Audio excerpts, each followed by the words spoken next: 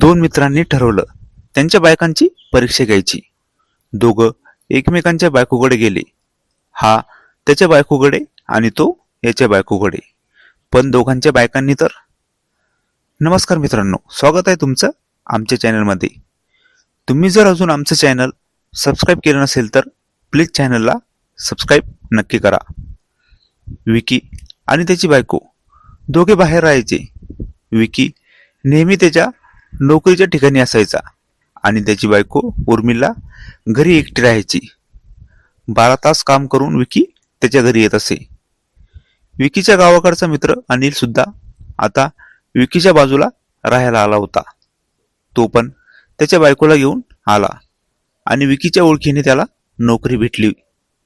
दोघे मित्र शेजारी शेजारी राहत होते. दोघांना 3 दिवसांच्या सुट्ट्या होत्या.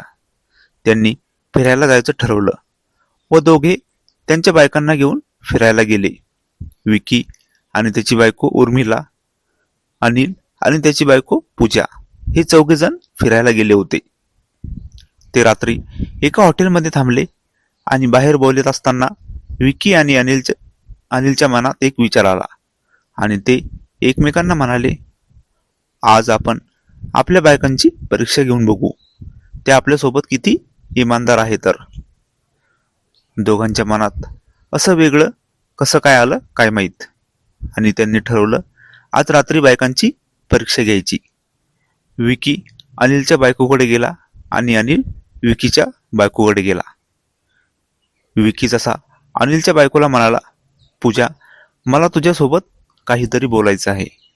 मला ना तू आवडायला लागली खूप. पूजा म्हणाली, असं काय बोलता, ते आले तर काय विचार करेन. विकी म्हणाला, अनिल बाहेर गेला आहे, तो 2 तास येणार नाही. थोड्या वेळाने पूजाने पण विकीला तिच्या मनातलं सांगितलं आणि ती तर विकीच्या मिठीत.